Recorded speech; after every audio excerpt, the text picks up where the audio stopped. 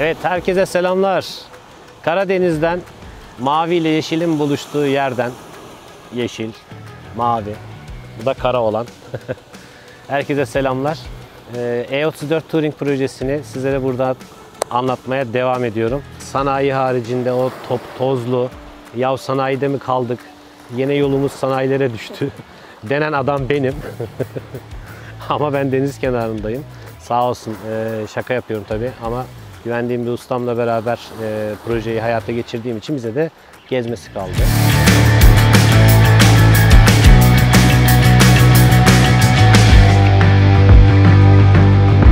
İkinci bölümden herkese merhaba. İkinci bölümde neler var? Şimdi ben aracımdan oldukça uzak bir yerdeyim. Malum iş seyahatleri şudur budur derken aracın başında olup çok ilgilenme şansım olmadı ama güvendiğimiz bir ustaya teslim ettiğimiz için size buradan da her şeyi anlatabilirim. Ama gittiğimde de tabii detaylı yapılanları sizlere anlatıyor olacağım. Araca yapılanlar motor, mekanik, yürüyen, elektrik işleri oldu. Neler yapıldı? Birinci bölümde saymıştık eksiklerimizi. Motorumuz çok kötü durumdaydı. Motor yağ yaktığı için komple motoru yaptırdık. Maalesef daha önce yapılan uygulamalar çok ama çok kötü olduğu için biraz da yeni işler masrafın da büyümesine yol açtı açıkçası. Nedir bunlar? Örneğin silindir kapağımız tamamen çöptü. Maalesef evet. Silindir kapağını yaptık. Blokta herhangi bir sorun yoktu. Blok güzelce taşlandı, rektifiye gitti. Piston sekmanları tamamen sıfır alındı, yapıldı.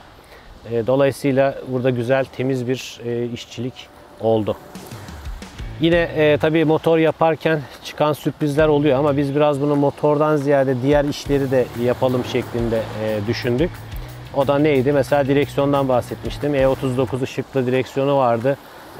Maalesef alt tarafta sargı, airbag bağlantısı hepsi iptal edilmişti. Evet. Bunları tekrar elektrik tesisatını düzgünce yapıp çalışır hale getirdik ve orijinal E34 direksiyonuyla yeniledik. Dolayısıyla ikinci el bir araç alacak olanlara da tabii ben yaptım siz yapmayın demek gibi bir durumda var burada, onu da söyleyelim. Çünkü bunlar kapalı kutu. Bazı şeyleri görme şansınız gerçekten olmuyor.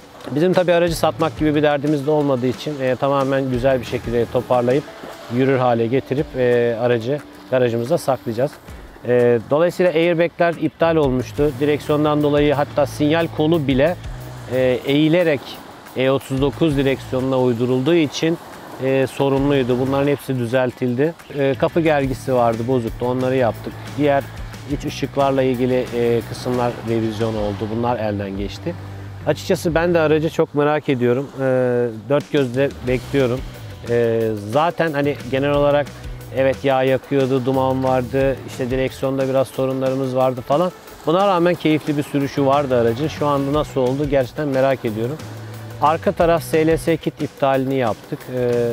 Bunun tamiri mümkün olsa bile ileride tekrar arıza durumu çok ciddi masraflara yol açacağı için bunu da yine klasik yay amortisör sistemiyle yeniledik.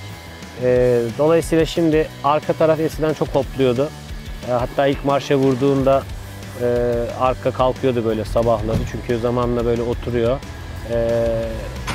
Bunun videosunu koyarım şuraya bir yere. O sistemi iptal etmiş olduk. Yüke duyarlı, her zaman arkası aynı seviyede olan bir sistem vardı ama bozuktu. O yüzden bunu iptal ettik. Şimdi klasik arka yay amortisör şekline döndük. Arkadaki hoplama falan gitmiş olmalı. Dediğim gibi aracı çok merak ediyorum ama henüz görme şansım olmadı. Sanırım birkaç gün içerisinde göreceğim.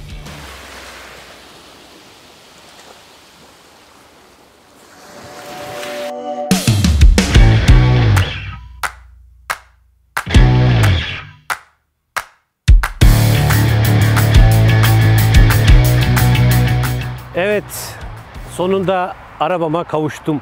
Araba nerede mi? Tam arkamda. Merak ediyorsunuz tabii. Çekelim mi? Evet, arabaya kavuştuk. İşte ilk görünüş sizinle.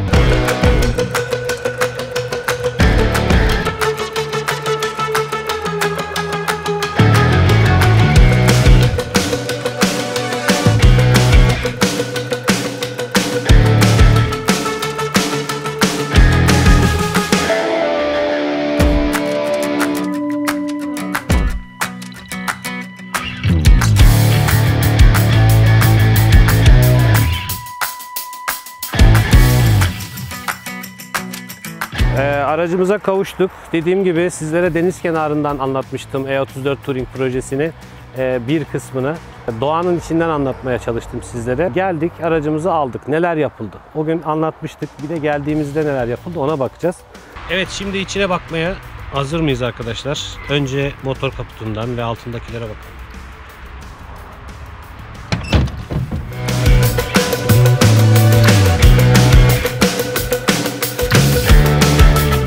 Şimdi bir kere M50 V25 Vanos'lu bir motorumuz var. 6 silindir, sıralı 6.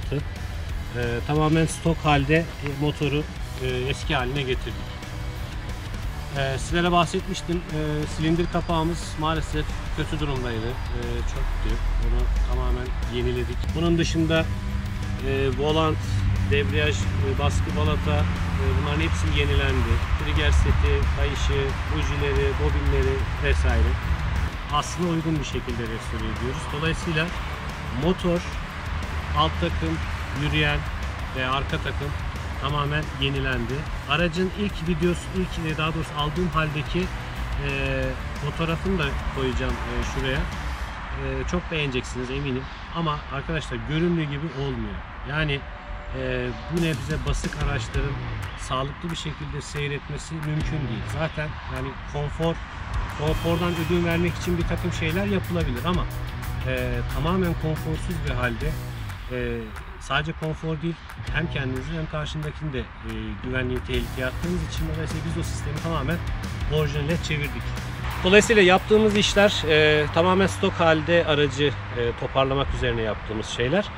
Ha, modifiye sevmiyor muyuz?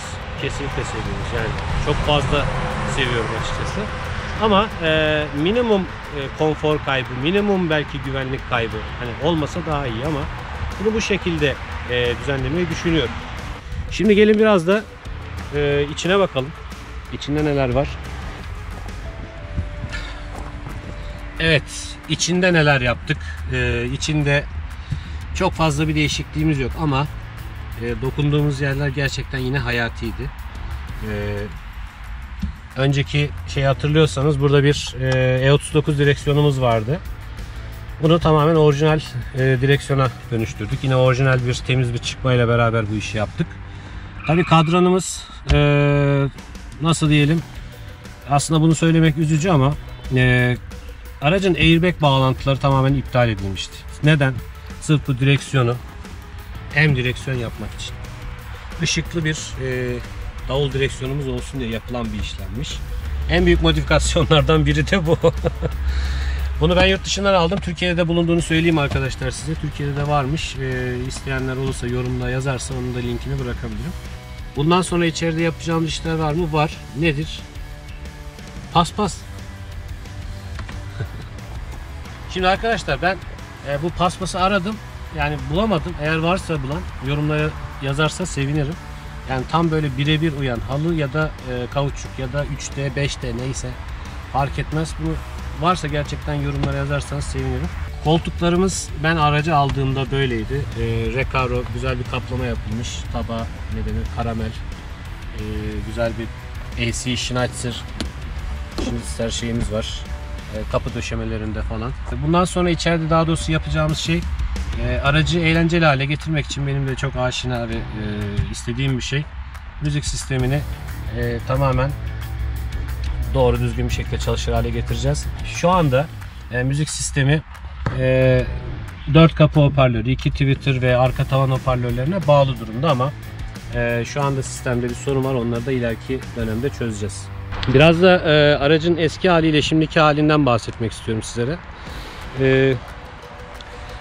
Aracı aldığımda aracın üzerinde kara farlar vardı.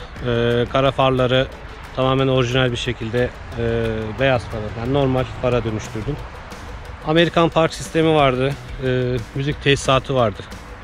Bunları tamamen söktük attık.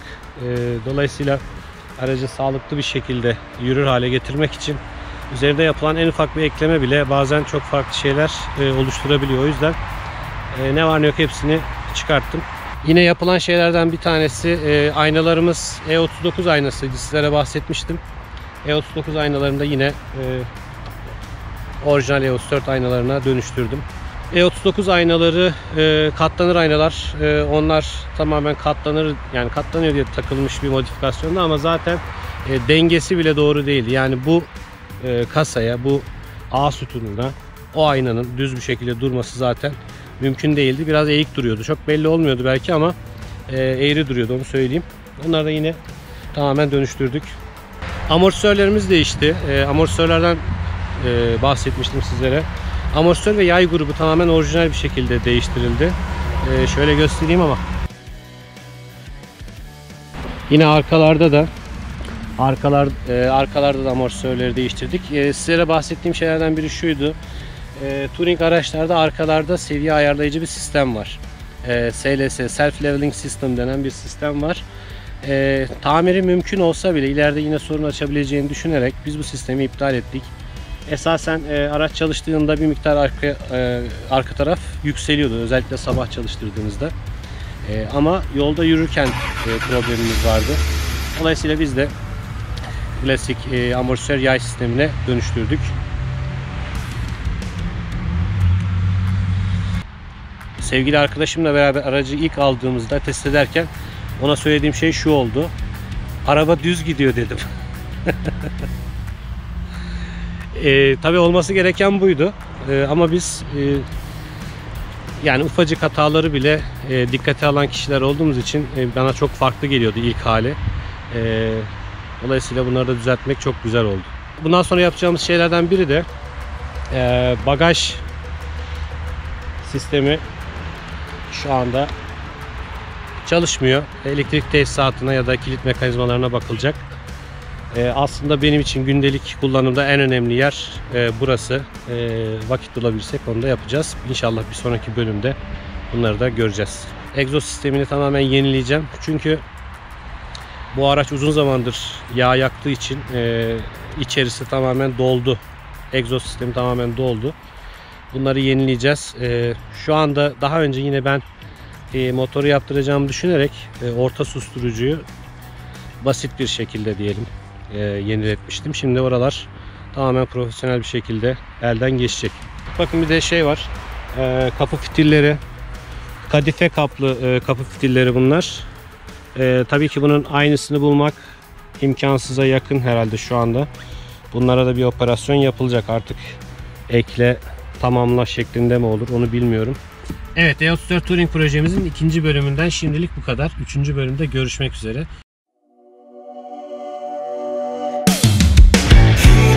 More in and out the door.